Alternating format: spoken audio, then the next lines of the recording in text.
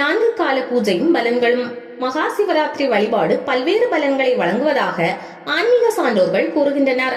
புராணங்களிலும் இந்த சிவராத்திரி தினத்தில் 4 காலங்களிலும் பூஜிக்கும் முறை, அதனால் கிடைக்கும் பலன் சொல்லப்பட்டுள்ளது. அதை பார்ப்போம்.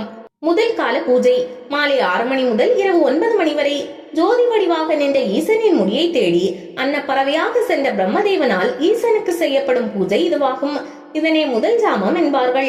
இந்த காலகட்டத்தில் இறைவனுக்கு பஞ்சகவ்யம் கொண்டு அபிஷேகம் செய்வர், சந்தனம் பூசுவர், மஞ்சள் நிற பொன்னாடை அணிவிப்பர், வில்வத்தால் அலங்காரம் செய்வர், தாமரை பூவால் அர்ச்சிப்பார்கள், நைவேத்தியமாக பாசிப்பருப்பு பொங்கல் படைப்பார்கள், ரிக்வேதம், சிவபுராணம் ஆகியவற்றை பாராயணம் செய்வார்கள். பின்னர் நெய் தீபத்துடன் வழிபடப்படும் இந்த முதல் கால வேளையில் சிவபெருமானை வழிபட்டால் பிறவிப்பிணி நீங்கும். இரண்டாம் கால பூஜை இரவு 9 மணி முதல் நள்ளிரவு 12 மணி வரை. சிவபெருமானின் திருவடியை தேடி சென்ற மகாவிஷ்ணுவால் ஈசனுக்கு செய்யப்படும் பூஜையாக இது கருதப்படுகிறது.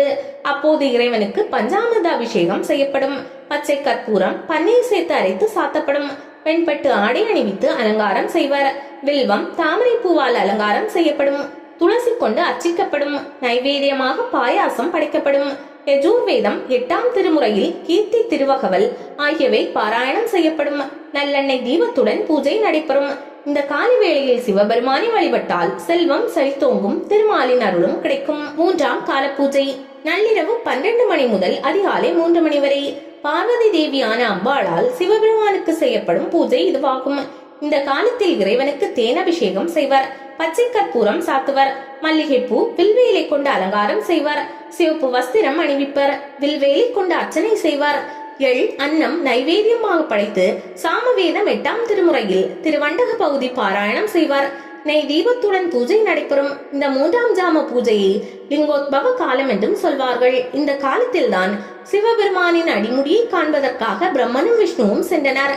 இந்நேரத்தில் சிவனை பூஜிப்பதால் எந்த தீய சக்தியும் நம்மை அண்டாது, சக்தியின் அருளும் கிடைக்கும். 4ஆம் கால பூஜை அதிகாலை 3 மணி முதல் 6 மணி வரை.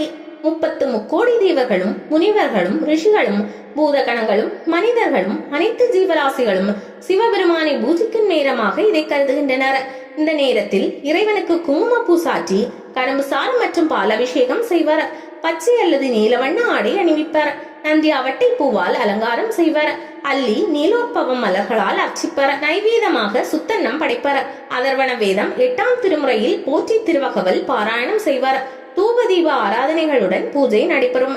இந்த காலகட்டத்தில் சிவபெருமானை பூஜிப்பவர்களுக்கு சகல சௌபாக்கியங்களும் கிடைக்கப்பெறும்.